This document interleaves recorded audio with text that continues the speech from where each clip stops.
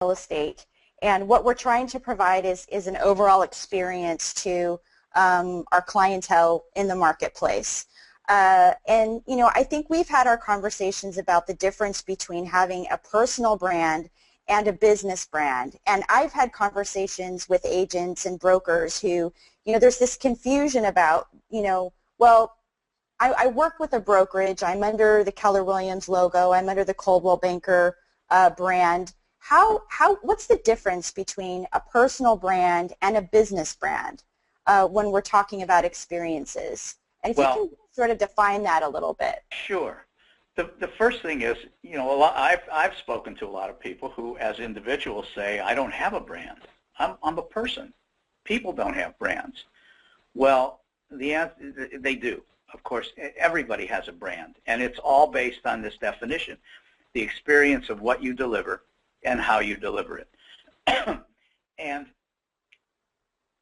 in real estate is a special case because real estate is one of those unique industries where it operates on the concept of being a brand within a brand. Right.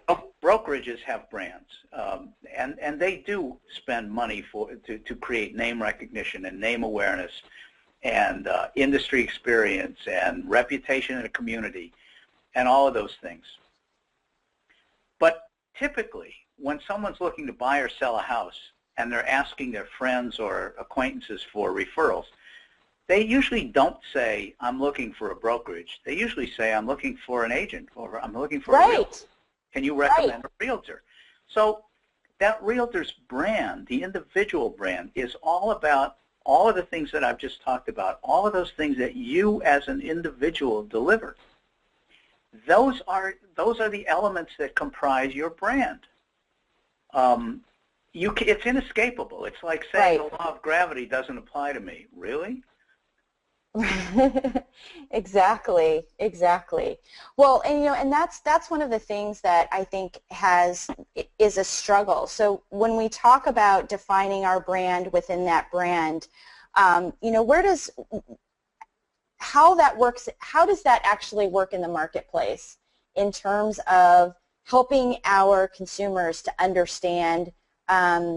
We have a personal brand, we have a broker brand, but we had a conversation about what are consumers looking for? How do we help them to distinguish our brand from, you know, what they're getting in the marketplace? Well, every consumer has a goal. They have, and some goals are conscious and stated, and some are goals that they're not even aware of consciously. Goals like peace of mind, financial security, a safe environment, and those goals are not always articulated. People usually talk about a transaction, and real estate is another strange industry in that we're transaction driven, and yet relationships matter. Right. Relationships, you know, transactions pay the rent, and relationships build your future. I love that. Say that one more time. So transactions pay the rent, and relationships build your future. Yep. That's fantastic. That's absolutely fantastic. And now let's talk a little. But how do these? When we expanded on that a little bit, and we kind of are going back to experiences and the results of what consumers are expecting out of our brand. You talked a little bit about having brand ambassadors, how everyone then becomes your brand ambassador when you've made that connection in your relationship. Yeah. And how those emotions are, how we touch upon those emotions with everything that we do in the experience department. That's right. And when we talk about, you know, being a brand ambassador, it's not a position that you sign up for. It's not an elected position. It's not even chosen. It's just there. Because if you interact, you're a brand ambassador. Now the question becomes, are you a good one or a not so good one? So everybody in an organization, everybody in a culture, everybody you're connected with, all of the ancillary services that you provide or refer, all of the people connected with that are your brand ambassadors. I mean, how many times have you all experienced in a transaction, in a particular sale or purchase, you're doing your job, you're handling the sale properly, you recommend a plumber, and the plumber does a bad job. Right. Who does the client blame? They blame you. Mm-hmm. You gave me a bad plumber. You're not a good realtor. Wow. Yeah, well, and so that's amazing. So when we're working with our third-party providers, whether they're the vendors, the title, the mortgage, people that are on our team, are they actually brand ambassadors as well? How do they affect our brand, the good, the bad, and the ugly? Because I think one of the things that certainly I, as a business owner, had a hard time realizing was that, everything didn't, my service was my service, but everybody that I had working with me, I didn't really think that affected my brand. I didn't really think that affected my overall service as a professional if someone else wasn't, holding up their end of the standard that I had. So yeah, you try to anybody who doesn't hold up the standards, you try to distance yourself from them and say, well, listen, I just recommended them. They don't work for me. I can't guarantee their work. You can say all those things, but it doesn't stick that way in your client's mind. Right, saying, right. If she or he were really good, they would know how to get good people to do these things, and they wouldn't be recommending bad. Well, and that's the reality. That's Yes. the way people. I mean, life is not rational. We know that. People's judgments are not based on rationale. They're based on. I can get scientific here and talk about the cortex and the neocortex and limbic brain activity, but we're not going to go there. Right. But people make decisions based on an emotional connection, not on a rational connection. No matter how much information you give somebody, their actual decision is based on an emotional trigger that occurs somewhere in that exchange of information. And right. Without that emotional trigger, there's no decision. Without that emotional trigger, there is no decision. That's great. So this leads into building that organic brand and thinking holistically in real estate. And I'm going to pop up a poll that sort of speaks to what we were just talking about. And the question is, do you believe that everyone you work with affects your brand? And I'm going to launch the poll into the audience. I would like for you to take the poll. Do you understand that everyone affects your brand, your personal brand? And I kind of just want to get a poll and a sense of structure on what our audience actually thinks about that. Right. And then, Bill, I'm going to let you talk about having an organic brand. Well, so overwhelming. Well, just to let you know, so far, overwhelmingly, 97% do understand that the people that we work with affect our brand. Only 3% are saying that they know. I didn't know this. I really didn't recognize it in the beginning, but of course now I know. So I'll have you speak to that. Sure. I mean, I could regale you with war stories for the next couple of hours, but it all has to do with just the way our brains work. I mean, and the fact that everything touches everything is a known scientific fact. It's the essence. It's the foundation of quantum physics. Everything has an impact on everything else. I mean, we've heard stories about, a butterfly in a rainforest can affect, the migration of seals 10,000 miles away. I mean, there are stories all over the planet that talk to this. I can remember one situation involving when Toshiba was one of my clients, and their largest copier dealer was in Fort Lauderdale. Mm-hmm. And they had a magnificent organization, had a great sales force. They did a beautiful job, and they had a motto that when they got people into their showroom for a demonstration, they never lost a sale. Well, wow. some things started happening, and they were losing a few sales, and nobody could figure out why. Their presentations hadn't changed at all. Their salespeople were the same. They were doing the same great job of getting people there, but they weren't closing as many transactions. Mm-hmm. They asked me about it, and I didn't have an answer. And then I had to excuse myself and go to the restroom. And I noticed that the restroom wasn't spotless like the rest of the showroom. And I talked to the president, and I said, what's up with the restroom? And he said, well, you know how it is. I mean, being a janitor and a custodian is a thankless job. It's a dirty job. I can't get people to do it. We've had outside people. We've had employees. It's just spotty. Sometimes it's good, sometimes not. There's nothing I can do about it. I said, really? So I said, let's have a chat with the custodian. He's an employee. And I want you to tell him that he's part of the sales team. Because when people buy copiers, they're not thinking about just the copier. They're thinking about the ongoing maintenance and the mess, and is the copier going to run trouble-free and do what it's supposed to do. When they see a dirty restroom, the first thing they think about is, I wonder what the maintenance is. If they can't keep their restroom clean, I wonder how good they maintain machines.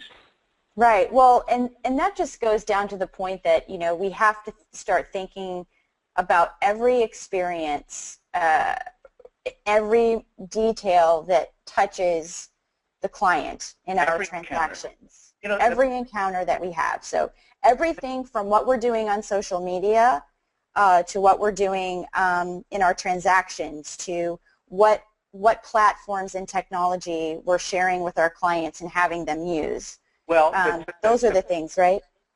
Absolutely, and the topic of technology, which is near and dear to Inman and all of its followers.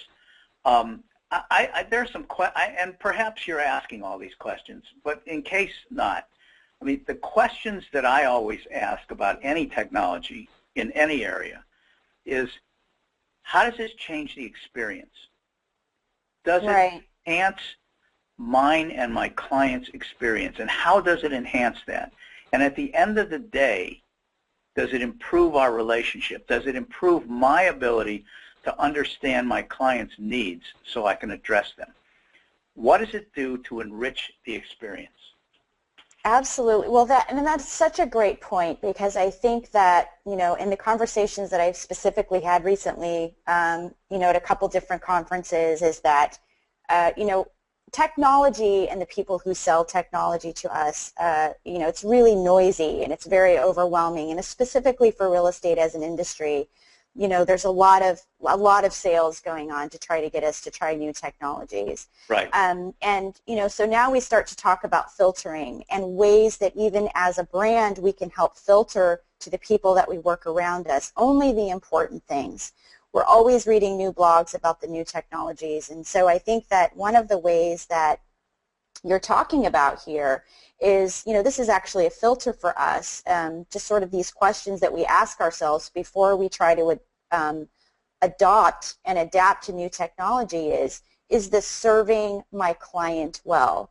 Can I execute well enough with this technology to expand upon and create some excellence in the experience of my client?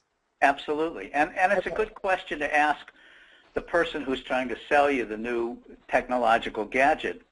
Have you thought about what experience you're trying to create for me and my client? What's your take, or is it just cool?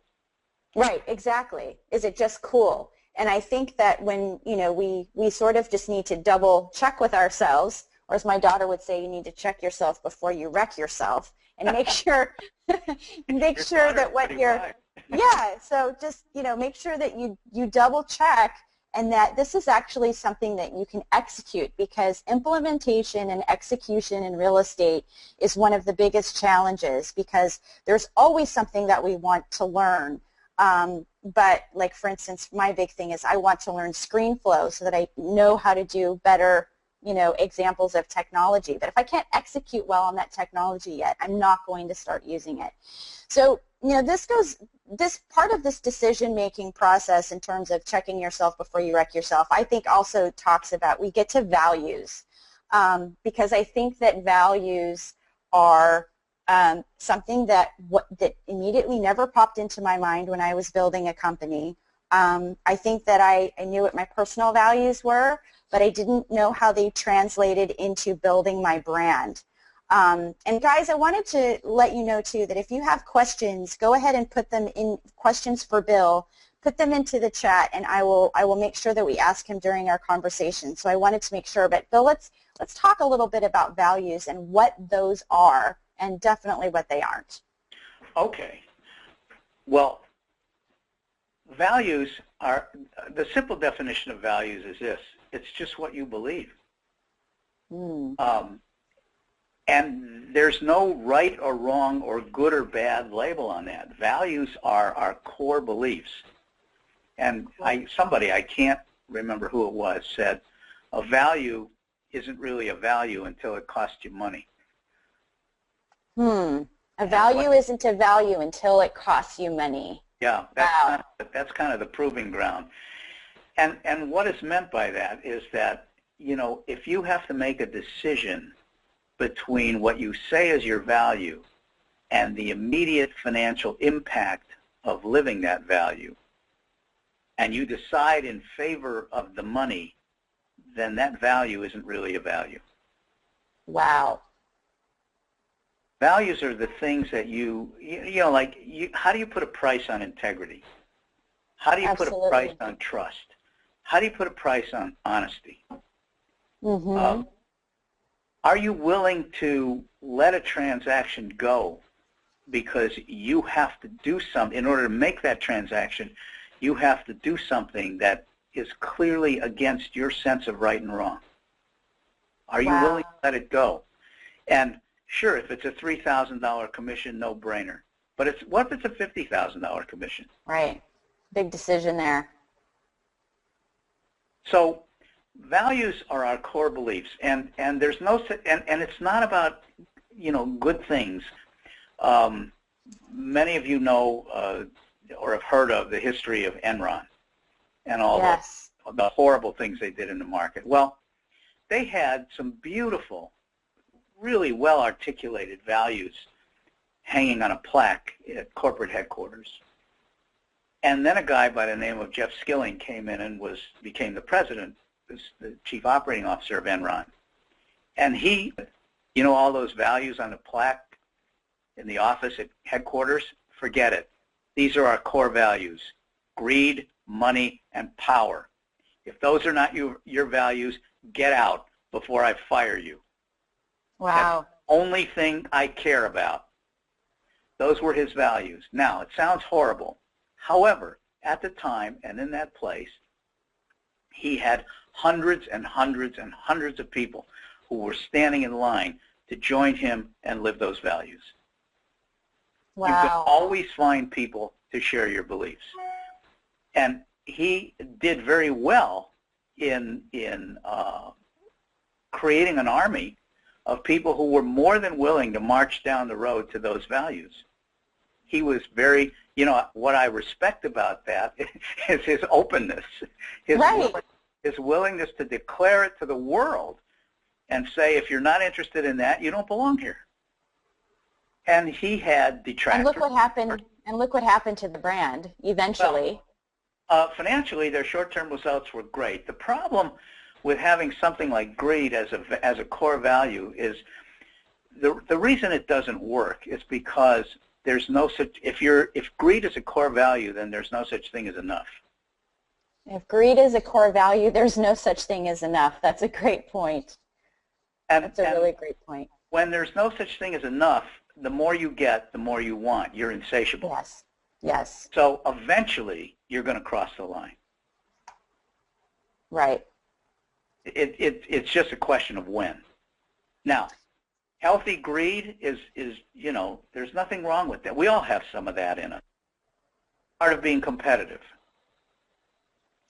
Exactly. So, you know, I think that when we were talking about values earlier in a conversation, you know, this sort of crossed over into, you know, culture, and, you know, having the foundation of a brand-focused culture, and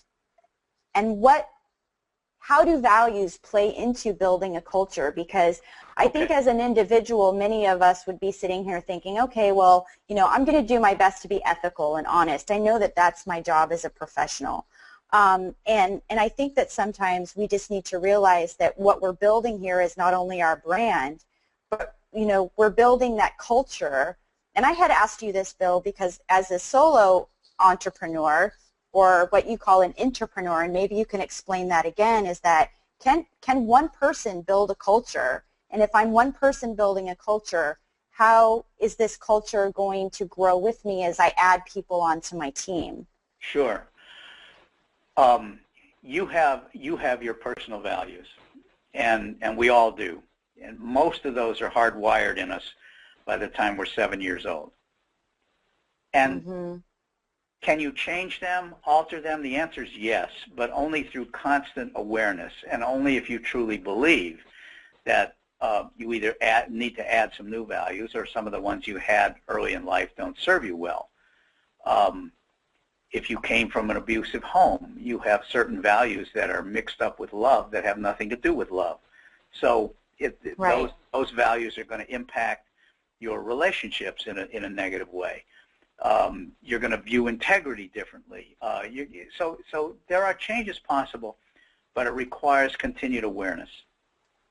Right. If Continued awareness. if you're an organization of one, you are a realtor, an agent, you are an entrepreneur, you are with a brokerage, but you are really also dealing for yourself in an appropriate way. I love that. So if you're an agent within a brokerage, you can say I'm an entrepreneur, and Yes, you are. that's an identity that we can all relate to. Well, Okay. agents are independent contractors, right? Very few are employees. And as an independent contractor, you have a certain amount of freedom and independence, and the ability to go out and build your business.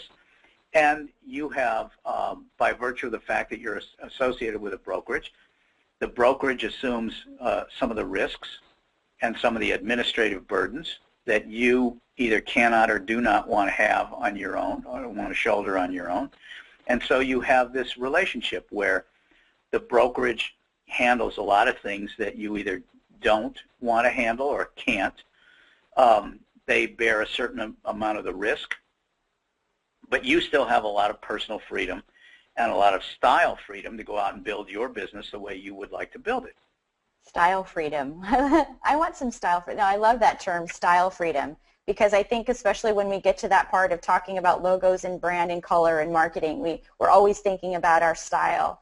And we talked about, too, Bill, about some of the ways that if I'm an agent or a broker that manages a team or a larger group of agents, you had said something about one of the best ways to build a culture into that team is to do your best to make the other agents that are around you look great. Yes, that's really the job of a broker. I mean, a broker's one way to be a successful broker is to make your agents great and get the hell out of their way. Yeah, exactly. Exactly. Well, and with this, so it's not only getting out of the agent's way, and it's just really helping even those third-party people that we talk about, helping them to get out of their way to help them do a good job too. Yeah. But speak to me about some specific things that that we had talked about, some specific things that we could do to make agents within our team look great, because that would actually be a value, a core value of your brokerage. Well, it could be. But let's before we do that, let's just try to tie a ribbon around this values thing, which is a whole.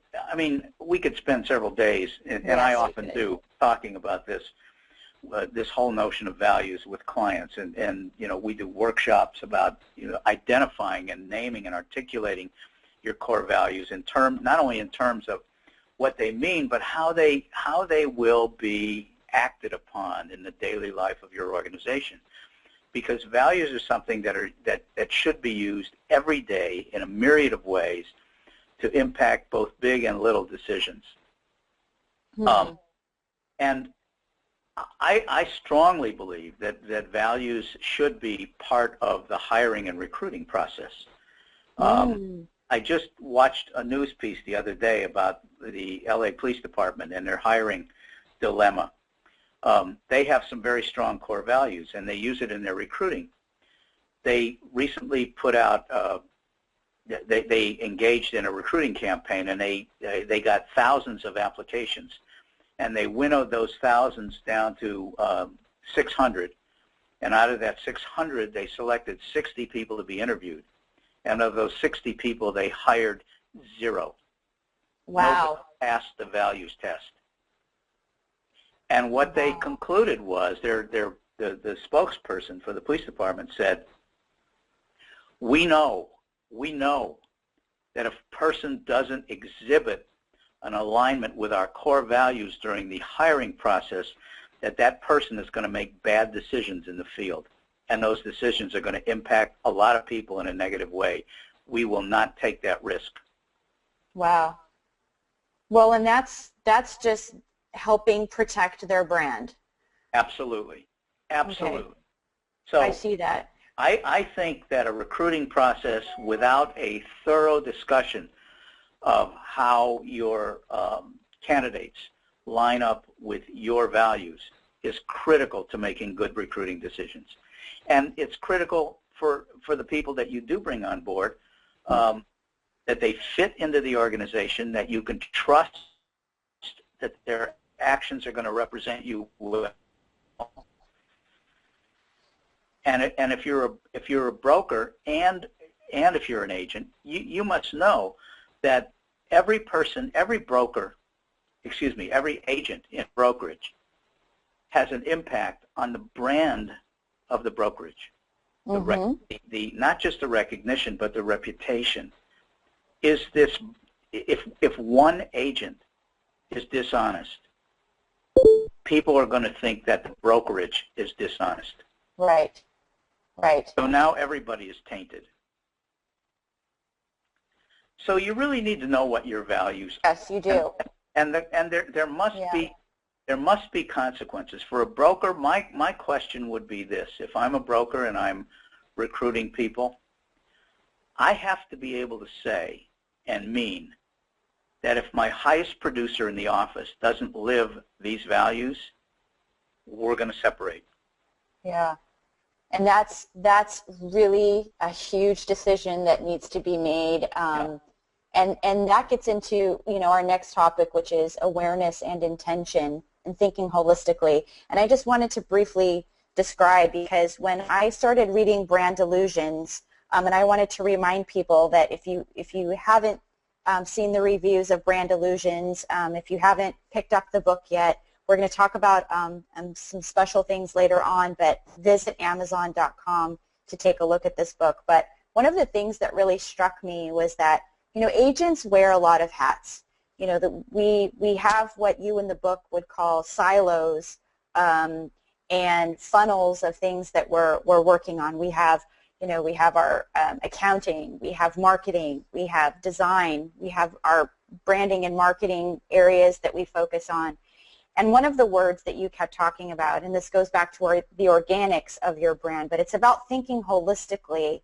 And I think that goes into having an absolute awareness of thinking holistically, and then having specific intentions towards creating strategies within your team that help you all think that way. Because it's not just about their broker owner or the agent, the team leader that's thinking about holistically. They may be the leader, but everyone in the organization, everyone that touches your brand and works for it, needs to be understanding in a holistic fashion. Can you expand on that a little bit?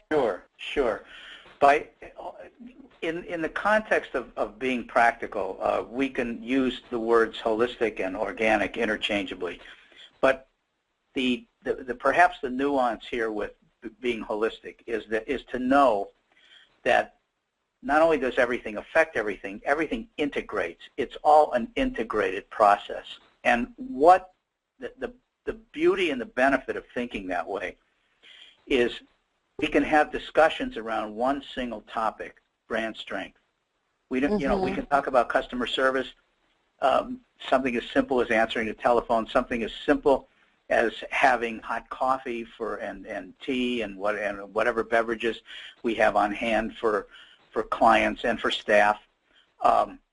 the simplest, smallest details can all be brought into the discussion around this is an element of the strength of our brand. So it really makes discussions a lot easier and cleaner and more coordinated. If everybody in the organization understands that everything they do has an implication regarding brand, if teamwork is a core value and you show up late for meetings, what does that say about teamwork and what does it say about the strength of the brand? Mm-hmm. If you have people who are habitually late in returning phone calls, you know, when somebody calls you, they call you because they want to talk to you. And you're Right. not there, so the next best thing is a voicemail. Well, the sooner you make that connection between you and them, the closer you get to satisfying their need, their requirement, that you be there when they call. Right. Because that's actually satisfying their emotional need first, which is to be heard, that you've Right. noticed that they've tried to contact you. And that they're important. And that they're important, right. Who doesn't want to be important? Absolutely. Well, and I think one of the things that you touched on too is that consumers, because now they have the ability to search online for the home, for their home, their community, they're armed with all of this information. And I think that when they finally reach out to call an agent or that realtor that they're looking for, the questions that we try to answer for them become more of an emotional connection for them. They want to find that emotional connection first, and it's almost secondary to the information that they're already armed with once they've gone into, you know, online and found a home or found a community. They really want to know that their hand is going to be held through the transaction, and Right. that just helps build your brand as well. It does, and there's a lot of misinterpretation about what that feeling really represents to a consumer, because I've heard a lot of talk about people hire people that they like, and that's really inaccurate. What people hire, the kind of people that we hire are people who we believe are going to do the best job of helping us achieve our goals. Right. Well, and for example, Rhonda just put into our chat question. She said, so how does it look if I have an assistant call back prospective clients first? Should that be left to the broker to do so to establish the relationship right away? What would you say to that? Because I want to see if you have the same answer that I would have. Well, I can tell you that there are a lot of really companies with really strong brands who, when you write to the president of the company, and it's a $500 million company, the president is the one who calls you. That makes a pretty big impact. There's nothing bigger.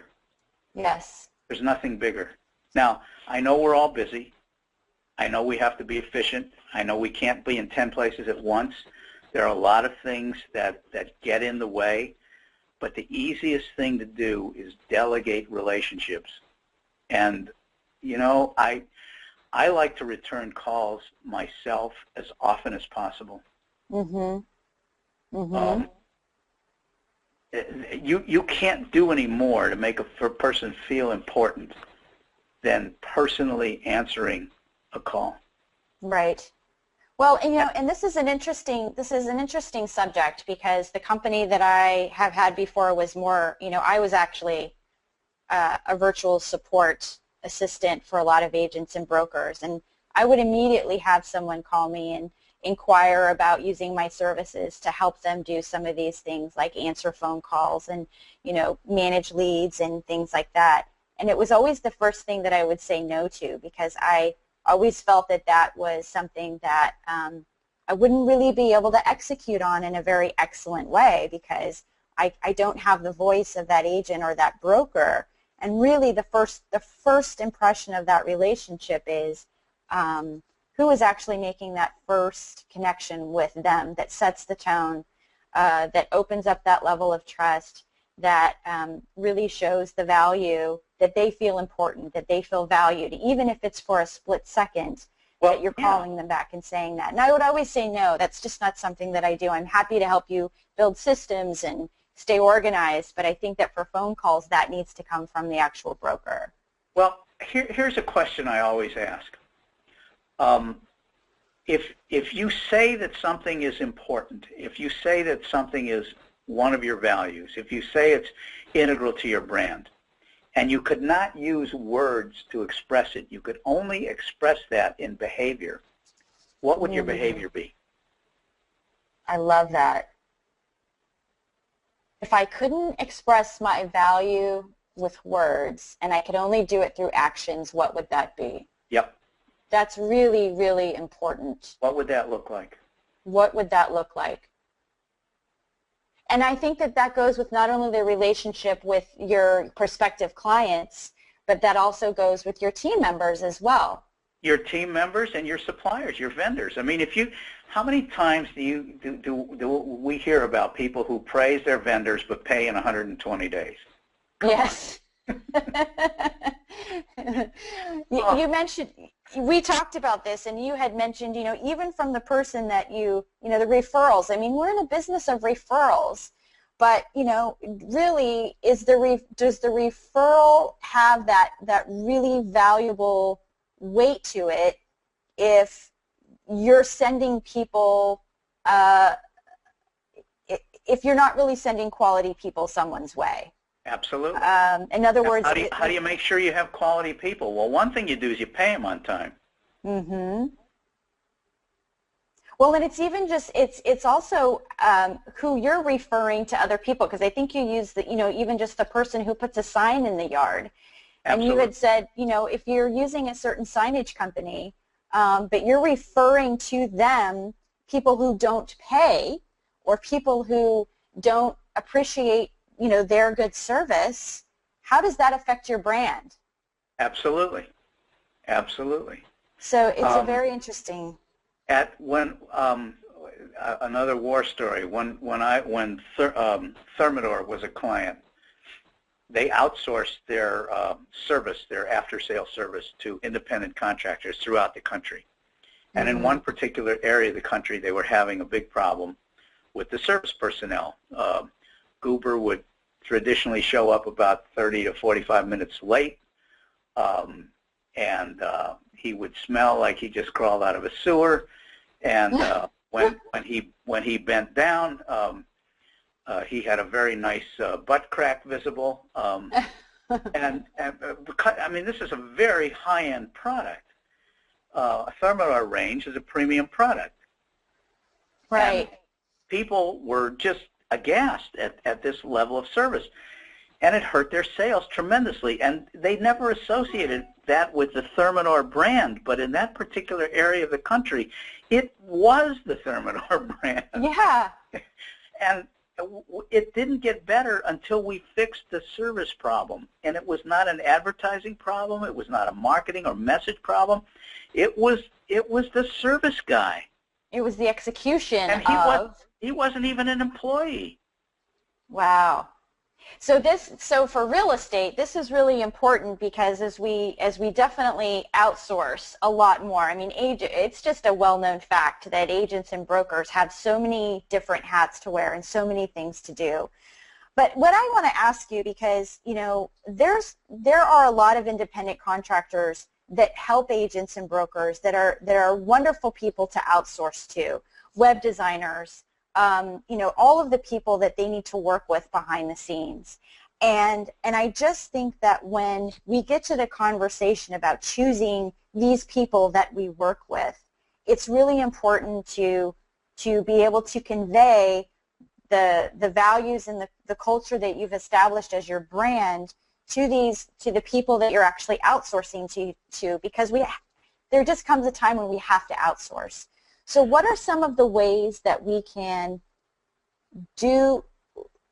convey to the people that we work with what those core values are, why they are important to us to convey in our marketing and our websites and with the people that we work with? How do you establish that in ways other than just having this open conversation? Well, For starters, the open conversation has to be very, very clear and understandable by everybody. So the first thing that's required is to define your values and write them down. So define your values and write them down. And you have to write them down in a way that not only gives a definition, but provides some explanation of how that definition works, how you expect it to work in everyday life. What does integrity mean in terms of how you conduct yourself every day? What does teamwork mean in terms of how you conduct yourself every day? What does trust mean? So you have to be very clear yourself, or you can't do a very good job of explaining it to anybody else.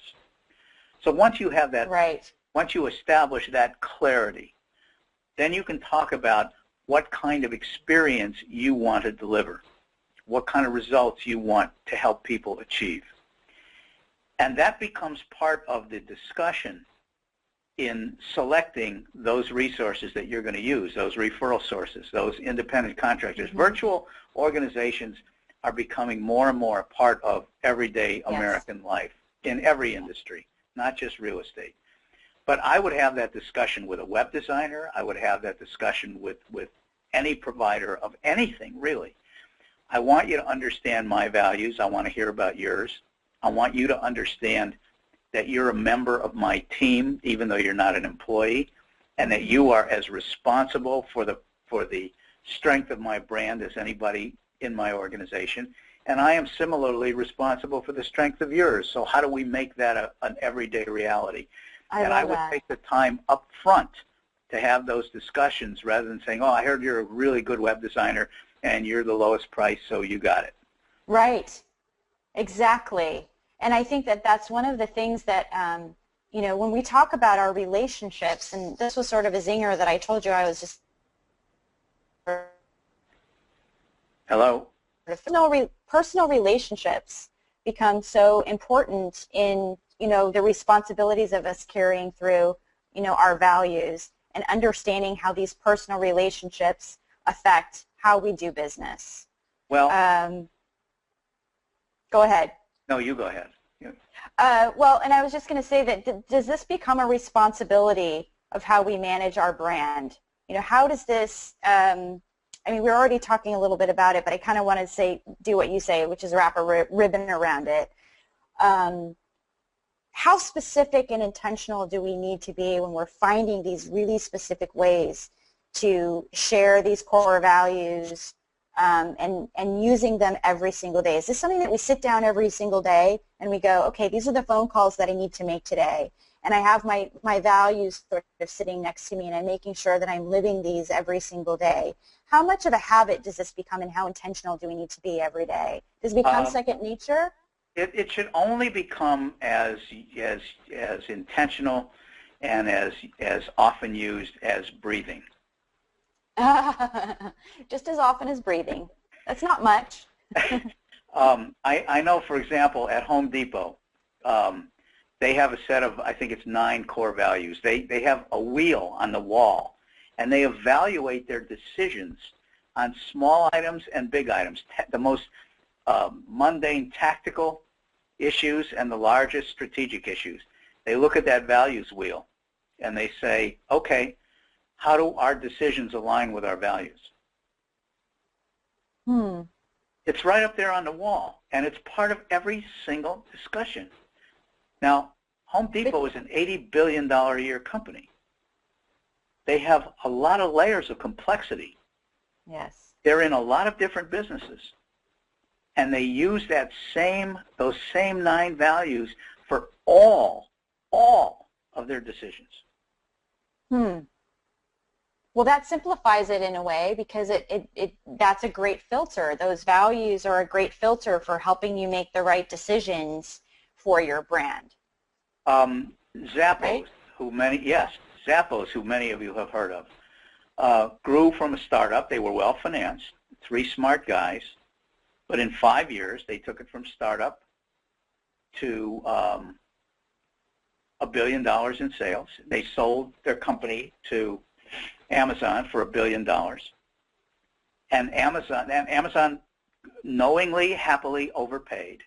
And the reason they overpaid is because they wanted the Zappos culture to become the Amazon culture. And Zappos ran on 10 core values. And they made all their decisions based on those 10 core values. Wow. That's pretty amazing. Well, Bill, we're kind of getting near to the end of our hour here. Already? Yeah, we're getting there. We're about 5 minutes away, and I just wanted to make sure that we can continue the conversation. But I wanted to make sure that people, as they know about what your special announcement was about your book, Brand Delusions. Okay, so the announcement is this: the price of the ebook version was $9.99, and starting today, that has been lowered to $2.99. Awesome. For the month of August, and the reason for that is, I would like to encourage and broaden and deepen the discussion. I want to make it really easy for people to get into this topic, to get into this subject, and to make it a core part of the dialogue that goes on, because I think it's pervasive. I think it impacts every person and every organization, regardless of the industry, but it certainly applies to real estate in a big way. And I just want to encourage and stimulate the discussion around this topic. Yes, I agree. In fact, we even have discussions around this, daily, even at Inman, where we're talking about brand and trying to think more holistically about a lot of things that we do that affect our brand. And you can't make changes to your brand and improve your brand without having these conversations with the people around you that matter the most to you. Right. And I think that's one of the things that really impacted me when I was reading the book, because as the book goes through the different corporate dynamics of relationships and the people that we work with, what really came out of that and out of the conversations that people were forced to have about their brand and what their expectation was in terms of the experience they're providing for their clients and their responsibilities, in the middle of that.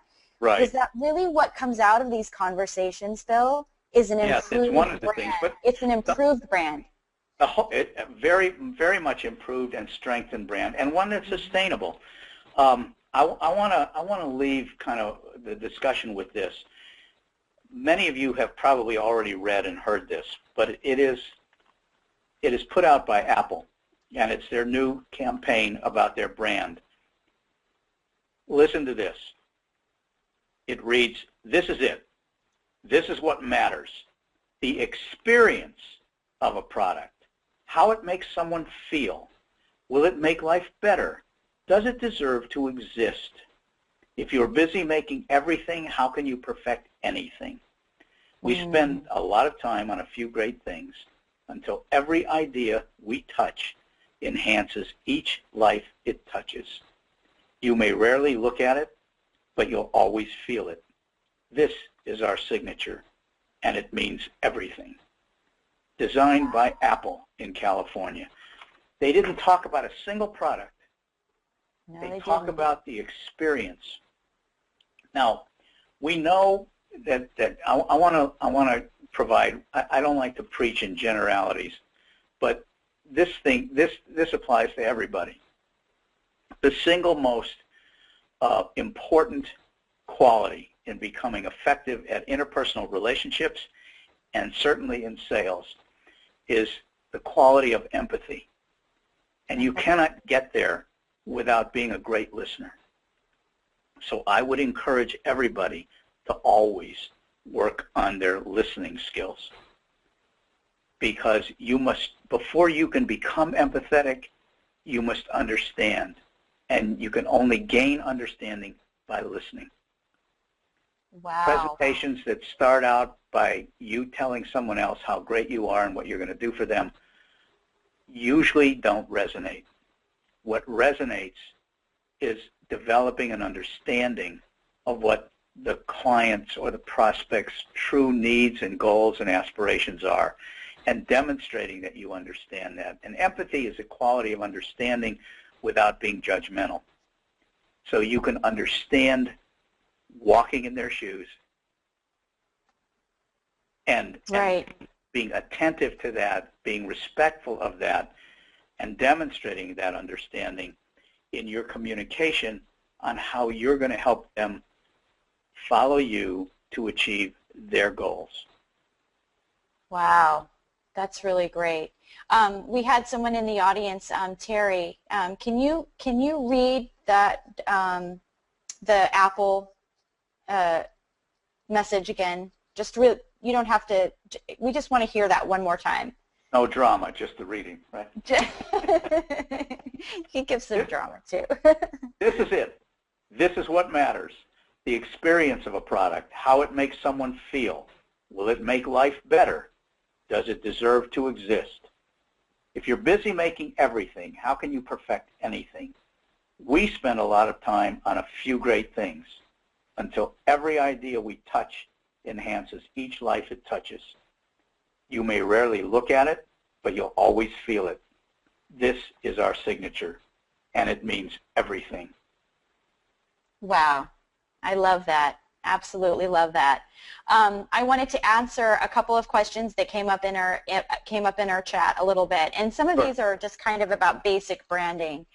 But you know, as a realtor, is branding important in your domain or your business name? You know, like how important? Now, we've gotten a little bit away from, you know, the actual tactile things that we decide that, you know, to convey our values. So let's say like we're deciding, you know, my domain name and my business name.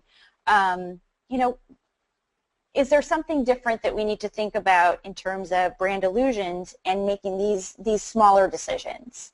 Well, if you're talking about just what you put there, I want to make certain I understand the question. I would post my values everywhere I could. Mm-hmm. Mm-hmm. Provided you're prepared to fall on that sword. Right. You better live them.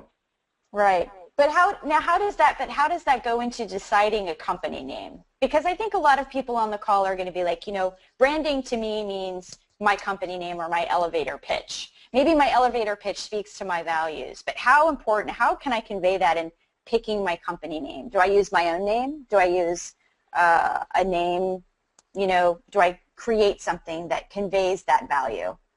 Well, I would go for authenticity rather than pizzazz.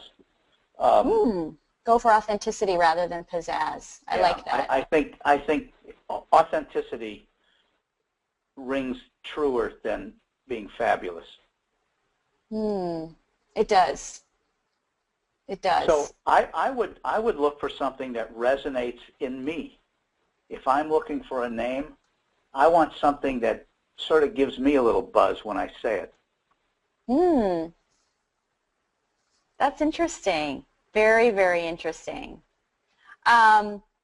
We're going to wrap up this hour. I think we could continue to talk about this.